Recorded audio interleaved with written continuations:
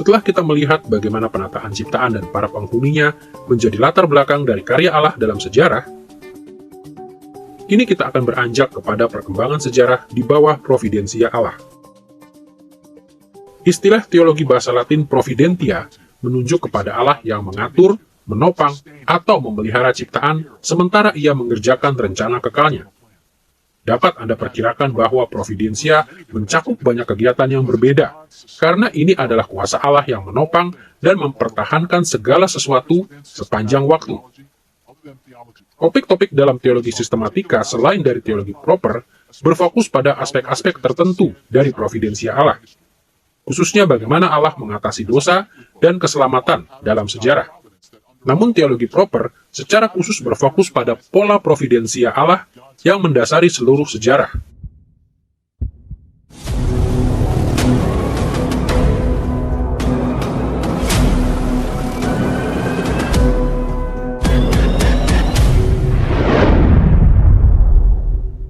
Kata providensia sebenarnya berasal dari bahasa Latin, dan pada dasarnya berarti melihat sebelumnya atau melihat di depan.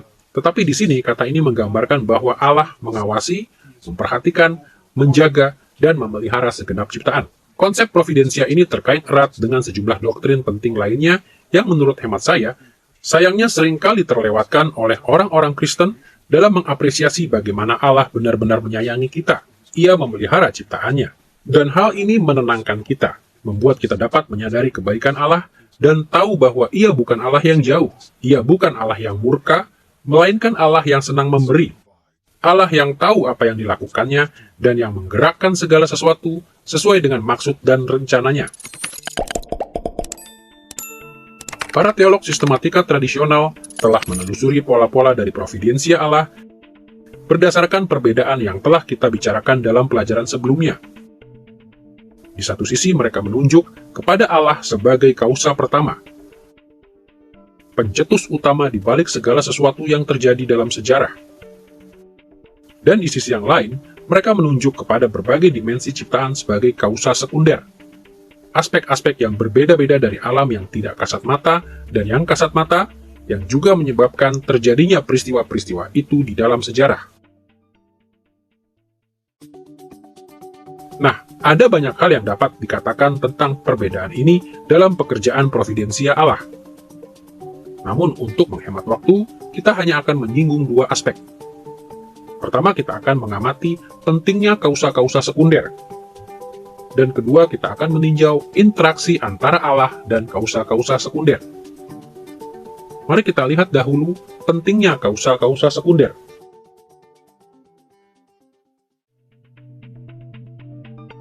Sebaiknya kita mulai dengan melihat sebagian dari pengakuan iman Westminster yang berjudul pemeliharaan. Dalam bab 5 paragraf kedua, kita membaca sebagai berikut. Dari sudut pandangan foreknowledge dan dekrit Allah yang adalah kausa pertama, semua hal berlangsung dengan cara yang tidak dapat diubah atau digagalkan. Namun oleh pemeliharaan yang sama, ditetapkannya agar semua hal itu terjadi secara seharusnya, bebas atau tidak dapat dipastikan sesuai dengan sifat kausa-kausa sekunder. Kita lihat di sini bahwa paragraf ini dimulai dengan mengakui apa yang kita namakan pandangan injilisentris terkait rencana Allah. Ini menekankan kenyataan bahwa semua hal berlangsung dengan cara yang tidak dapat diubah atau digagalkan. Dari sudut pandangan foreknowledge dan dekrit Allah yang adalah kausa pertama. Seperti telah kita diskusikan di depan, Kitab Suci mengajar bahwa setiap peristiwa dalam sejarah sesuai dengan rencana kekal Allah yang mencakup segalanya dan tidak mungkin gagal. Namun seringkali pengikut-pengikut Kristus melewatkan apa yang ditambahkan oleh pengakuan ini di sini. Di sini dinyatakan bahwa Allah menetapkan agar semua hal terjadi sesuai dengan sifat kausa-kausa sekunder. Ekspresi ini merefleksikan perdebatan yang berkepanjangan di antara teolog-teolog terpelajar abad pertengahan yang terus berlanjut hingga di masa sekarang. Rincian dari perdebatan ini tidak termasuk dalam lingkup pelajaran kita, tetapi kami akan memberikan ringkasan singkat dari hal ini. Sepanjang abad-abad, sejumlah teolog dan ahli filsafat menegaskan bahwa Allah bukan hanya kausa pertama dari semua hal, tetapi kausa satu-satunya. Seolah-olah setiap unsur dalam ciptaan adalah sebuah boneka tanpa nyawa, dan semua peristiwa sejarah terjadi karena Allah bertindak secara langsung atas ciptaan, seolah-olah ia adalah penggerak boneka atau dalang kosmik yang agung. Menurut pandangan ini, apabila Allah tidak secara pribadi dan tidak secara langsung membuat hal-hal terjadi, maka tidak ada sesuatu pun yang terjadi. Bumi berputar mengelilingi matahari dalam lintasan eliptikal semata-mata karena Allah membuatnya bergerak dengan cara ini. Pohon-pohon bertumbuh menjadi besar karena Allah sendiri yang membuatnya bertumbuh. Binatang-binatang berkeliaran dan ikan-ikan berenang di laut hanya karena Allah sendiri menggerakkan setiap hewan. Dan menurut pandangan ini, manusia dan roh-roh yang tidak kasat mata memilih berbuat kebaikan dan kejahatan karena Allah membuat pilihan-pilihan ini bagi mereka. Memang benar Allah penopang segenap ciptaan. Paulus mengatakan dalam Kisah Para Rasul pasal 17 ayat 28 bahwa di dalam Dia kita hidup, kita bergerak, kita ada. Namun seperti yang akan kita lihat nanti, ciptaan tidak sekedar duduk menunggu sampai Allah menggerakkan boneka-boneka dan membuat peristiwa-peristiwa terjadi. Sebaliknya, kitab suci mengajar bahwa Allah mengaruniakan berbagai kapasitas kepada berbagai aspek ciptaan yang berbeda, sehingga semuanya bisa berfungsi sepenuhnya sebagai kausa-kausa sekunder yang penting dari peristiwa-peristiwa historis. Apa artinya ketika kita mengucapkan, misalnya dalam pengakuan iman Westminster, bahwa Allah adalah kausa pertama dari segala sesuatu, tetapi bahwa ia juga memakai, menetapkan, dan meneguhkan kausa-kausa sekunder. Allah adalah kausa pertama, sarana dari anugerah, memberitakan firman, menghafal Alkitab, saling berbagi, penginjilan, berdoa, perjamuan Tuhan, baptisan. Semua hal ini yang diberikan Allah adalah kausa-kausa sekunder yang kita lakukan. Jadi kita menanam, kita menyiram, tetapi Allah lah yang memberi pertumbuhan. Setiap petani mengerti hal ini. Seorang petani menanam benih di dalam tanah, ada benih. Dan sekarang, apa yang akan terjadi? Ia tidak dapat membuatnya bertumbuh. Hanya Allah yang dapat menumbuhkan. Tetapi Allah telah memberi dia sarana untuk dipergunakannya. Kausa-kausa sekunder, tumbuhan, dan air. Perhatikanlah bagaimana pengakuan ini menjelaskan hal ini dengan menekankan 3 cara di mana aspek-aspek ciptaan berfungsi sebagai kausa historis, yaitu secara seharusnya, bebas, atau tidak dapat dipastikan. Mari kita uraikan apa artinya terminologi ini. Pertama, kita melihat pentingnya kausa sekunder dalam sejarah ketika bekerja secara seharusnya. Singkatnya, istilah seharusnya atau konsekuensi yang logis menunjuk kepada cara-cara aspek-aspek ciptaan Allah melaksanakan maksud Allah secara mekanis, atau dapat kita katakan oleh hukum-hukum alam yang konsisten. Radiasi matahari pastilah menghangatkan bumi. Gaya gravitasi bumi menyebabkan benda-benda jatuh ke tanah. Reaksi-reaksi kimia menyebabkan hasil yang tertentu. Proses-proses biologis yang terjadi dengan sendirinya menghasilkan dampak mekanis yang dapat diramalkan. Demikianlah seterusnya. Seperti Kejadian pasal 8 ayat 22 berbicara tentang pergantian siang dan malam yang dapat diramalkan. Musim dingin dan panas, kemarau dan hujan, Allah telah mengatur ciptaan sedemikian rupa hingga kausa-kausa sekunder yang tidak terhitung banyaknya menggerakkan sejarah menuju sasarannya melalui keterkaitan yang diperlukan. Kedua, betapapun pentingnya fungsi mekanis atau yang seharusnya dari kausa-kausa sekunder itu, kausa ini juga menyebabkan hal-hal terjadi secara bebas. Istilah bebas menunjuk kepada cara kerja kausa-kausa sekunder yang tidak mekanis. Kausa-kausa sekunder bekerja secara bebas, dalam arti bahwa hasilnya tidak selalu seperti yang diharapkan oleh kausa sekunder. Allah mengendalikan hasil-hasil ini sepenuhnya, tetapi dari perspektif kausa sekunder, banyak dampak dari tindakan ini yang bersifat acak, tidak disengaja, bahkan mungkin seolah-olah kebetulan belaka. Contohnya Keluaran pasal 21 ayat 13 berbicara tentang dosa yang tidak disengaja. Dalam 1 Raja-Raja pasal 22 ayat 29-34, dikisahkan bagaimana Raja Ahab terkena anak panah yang ditembakkan secara acak atau dengan sembarangan. Kitab suci kerap kali mengakui bahwa konsekuensi-konsekuensi yang bebas atau yang tidak direncanakan dari kausa-kausa sekunder ini sangat penting dalam providensia Allah.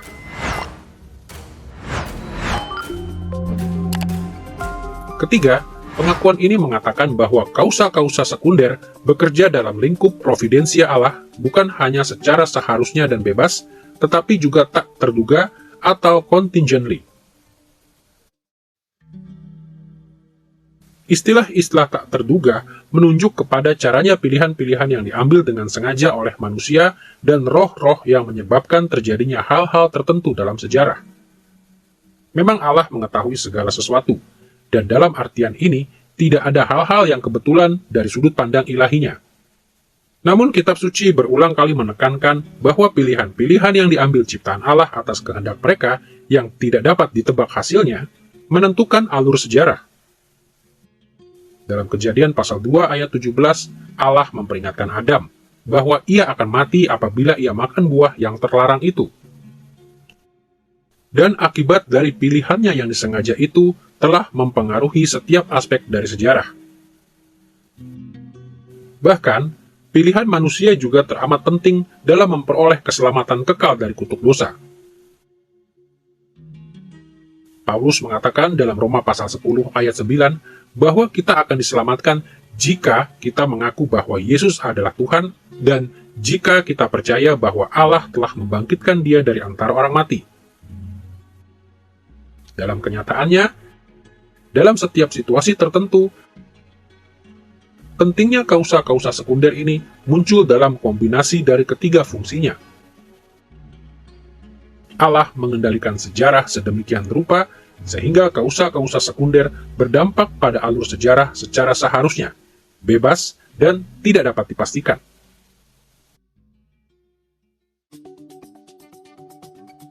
Dengan mengingat pentingnya kausa-kausa sekunder dalam providensia Allah, kini kita beranjak untuk meneliti interaksi antara Allah dan kausa-kausa sekunder. Bagaimana Allah melibatkan kausa-kausa sekunder yang diciptakannya sementara Ia melaksanakan rencananya untuk sejarah? Pola-pola apakah yang muncul sementara kita menyelidiki kitab suci?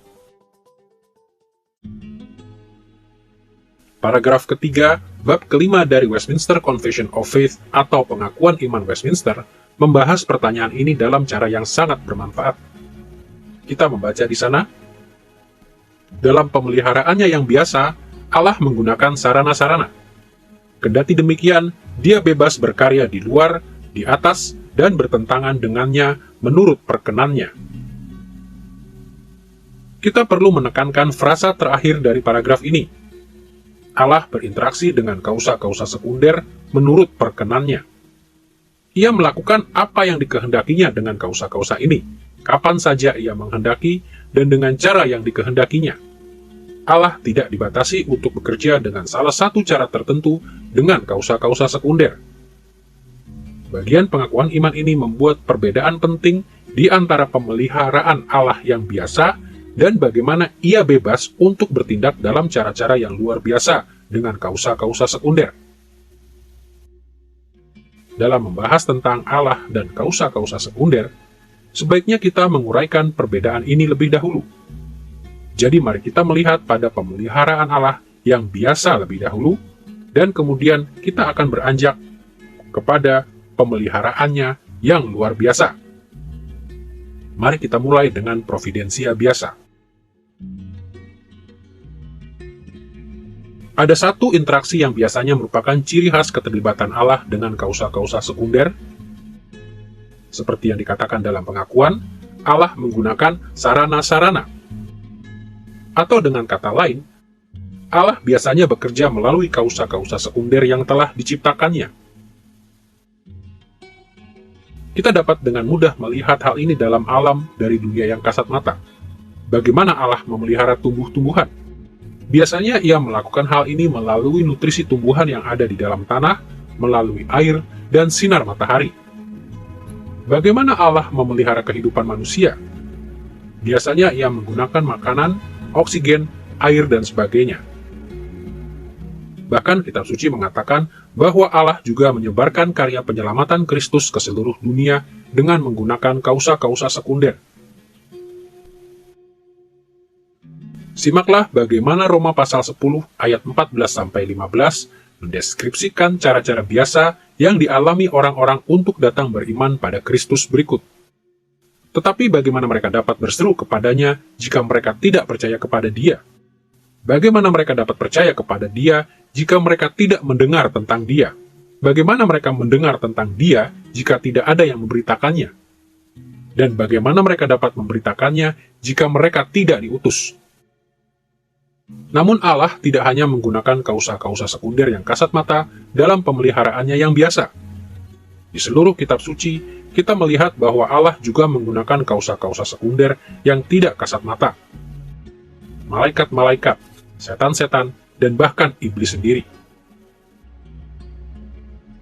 Kita membaca dalam Mazmur pasal 103 ayat 20-21 berikut, "Pujilah Tuhan, hai malaikat-malaikatnya, hai pahlawan-pahlawan perkasa yang melaksanakan firman-Nya dengan mendengarkan suara firman-Nya. Pujilah Tuhan, hai segala tentaranya, hai pejabat-pejabatnya yang melakukan kehendak-Nya."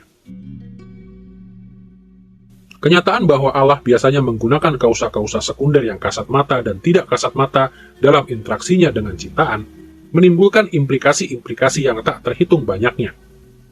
Namun para teolog sistematika seringkali menerapkan subjek teodisi. Pembenaran akan kebaikan Allah mengingat adanya eksistensi kejahatan. Memahami bagaimana Allah melaksanakan rancangannya melalui kausa-kausa sekunder menolong kita untuk memahami bagaimana Allah itu kudus dan baik meskipun kejahatan itu ada dalam ciptaannya. Providensia Allah yang biasa memberi pencerahan atas subjek ini dalam sedikitnya dua cara. Pertama, kitab suci mengatakan dengan jelas bahwa Allah berkuasa penuh atas kejahatan. Kejahatan berada di bawah pengendalian Allah sepenuhnya. Ayat-ayat seperti Ayub pasal 1 ayat 6-12 mengindikasikan bahwa Allah memanfaatkan iblis sebagai alatnya dari tahta surgawinya. Dan sebagaimana Yesus menjelaskan kepada Petrus dalam Lukas pasal 22 ayat 31-32 berikut, "Simon, Simon, lihat, iblis telah menuntut untuk menampi kamu seperti gandum. Tetapi aku telah berdoa untuk engkau, supaya imanmu jangan gugur. Karena itulah, di dalam Matius pasal 6 ayat 13, Yesus mengajar murid-muridnya untuk berdoa dengan cara berikut. Janganlah membawa kami ke dalam pencobaan, tetapi lepaskanlah kami daripada yang jahat. Perkataan Yesus di sini mengindikasikan bahwa kita harus berdoa agar Allah melepaskan kita dari yang jahat, karena Allah berkuasa atasnya. Apabila kita menyelidiki berbagai aspek dari kekuatan-kekuatan ilahi dalam Alkitab, kita akan menemukan bahwa mungkin iblis adalah penguasa paling kuat nomor 2. Tetapi saya sangat dikuatkan oleh kenyataan bahwa ia tidak maha hadir, ia tidak maha tahu, ia tidak maha apa-apa, ia tidak seperti Allah, ia berbeda dengan Allah. Allah dan iblis bukannya eksis dalam kekuatan yang setara dan mereka saling memukul. Satu pukulan di sini, satu pukulan di sana, seolah-olah mereka berkelahi. Tidak, iblis sama sekali tidak mirip dengan Allah. Kita mendapati bahwa seringkali ia dikalahkan hanya oleh doa orang-orang percaya dan kekuatan mereka, atau oleh kesatuan di antara orang-orang percaya. Namun kendati Allah pertama-tama berkuasa sepenuhnya atas kejahatan, hal yang kedua adalah providensia Allah yang biasa mengindikasikan bahwa Allah sendiri tidak pernah menyebabkan kejahatan. Sebaliknya, pencobaan-pencobaan datang secara tidak langsung melalui kausa-kausa sekunder yang jahat. Simaklah bagaimana Yakobus pasal 1 ayat 13 menjelaskan perspektif ini. Apabila seorang dicobai, janganlah ia berkata, pencobaan ini datang dari Allah. Sebab Allah tidak dapat dicobai oleh yang jahat, dan ia sendiri tidak mencobai siapapun. Perhatikan bahwa Yakobus mengatakan bahwa kita tidak boleh mempersalahkan Allah atas pencobaan karena dua alasan.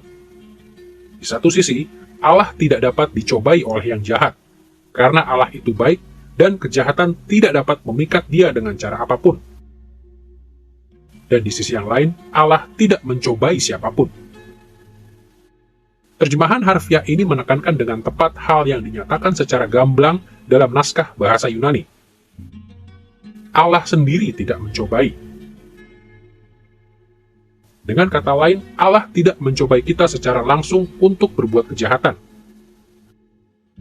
Namun dia melakukan hal ini melalui makhluk-makhluk preternatural seperti iblis dan setan-setannya. Dan seperti dikatakan Yakobus dalam pasal 1 ayat 14, pencobaan itu berhasil karena kecenderungan yang jahat dari kausa-kausa sekunder, yaitu manusia. Yakobus menulis, tiap-tiap orang dicobai oleh keinginannya sendiri, karena ia diseret dan dipikat olehnya.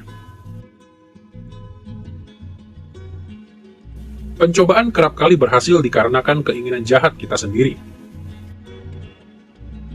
Pada akhirnya, penggunaan kausa-kausa sekunder secara biasa oleh Allah menjelaskan bahwa Allah berkuasa atas kejahatan, tetapi Allah bukan pembuat kejahatan itu. Kendati semua hal terjadi sesuai dengan rencana kekalnya, tanggung jawab atas kejahatan terletak pada kausa-kausa sekunder yang preternatural dan yang alami, yang memberontak terhadap perintah-perintah dari Dia yang menciptakannya.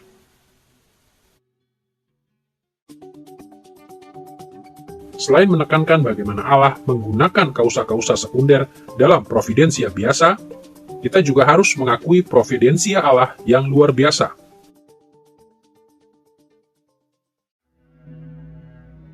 Bab kelima paragraf ketiga dari pengakuan iman Westminster berbunyi, Allah juga bebas berkarya di luar, di atas, dan bertentangan dengan sarana-sarana menurut perkenannya.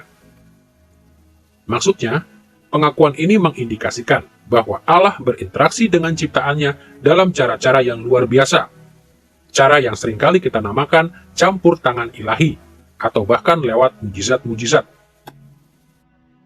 Kadang-kadang ia menyebabkan peristiwa-peristiwa terjadi di luar kausa-kausa sekunder.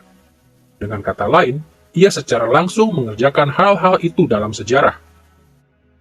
Ada kalanya Allah menyebabkan hal-hal terjadi di dalam sejarah yang berada di atas kausa-kausa sekunder. Artinya, ia bertindak melampaui dampak normal dari kausa-kausa sekunder. Dan ada kalanya juga, Allah bekerja bertentangan dengan kausa-kausa sekunder.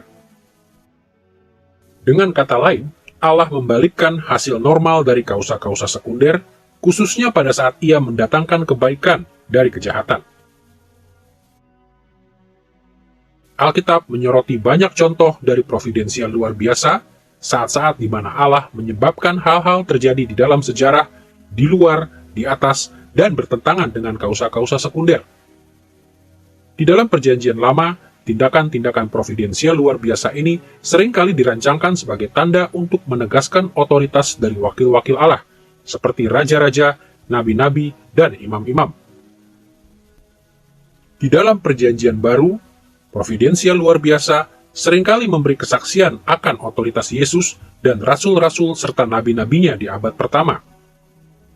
Tetapi providensial luar biasa ini juga memperlihatkan berkat-berkat dan penghakiman Allah yang dramatis, sekalipun tidak berkaitan erat dengan otoritas dari hamba-hamba Allah yang tertentu. Juga di masa kini, Allah selalu bebas melakukan hal-hal dalam cara-cara yang tidak kita harapkan. Jelas bahwa jika kita mengamati dunia ini, kita melihat providensia biasa dari Allah di mana-mana.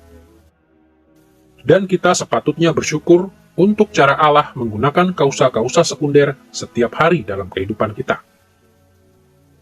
Namun pada saat yang sama, pengikut-pengikut setia dari Kristus harus berharap untuk juga mengalami providensia luar biasa dari Allah. Apabila kausa-kausa sekunder yang biasanya digunakan Allah dalam kehidupan kita gagal, kita harus datang kepada Allah sendiri. Seperti yang telah dilakukan umatnya yang setia selama berabad-abad.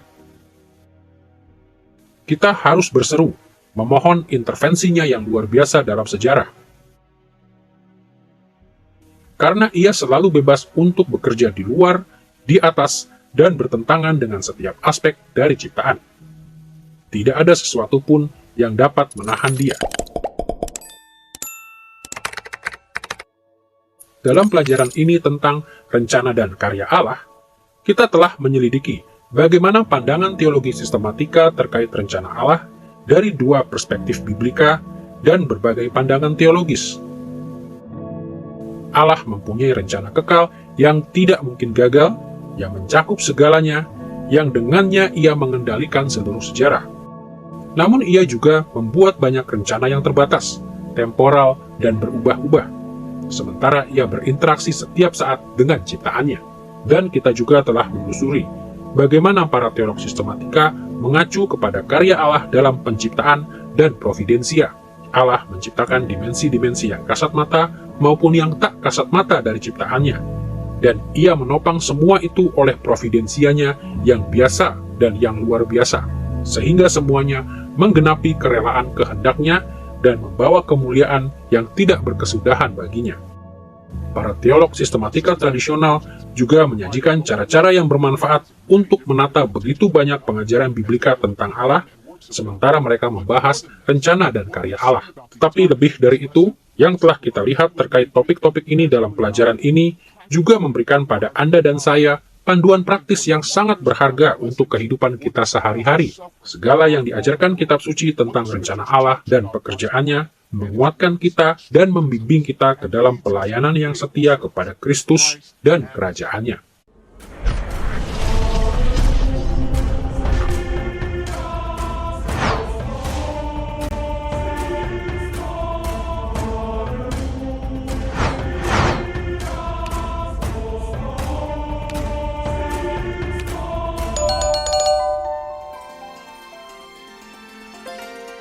I believe in God the Father Almighty, maker of heaven and earth.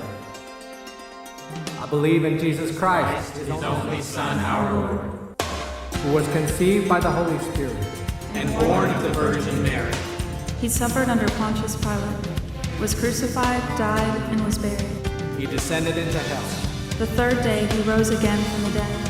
He ascended into heaven, and is seated at the right hand of God the Father Almighty. From there he will come to judge the living and the dead. I believe in the Holy Spirit, The Holy Catholic Church, the communion of saints, the forgiveness of sins, the resurrection of the body, and the life everlasting. Amen.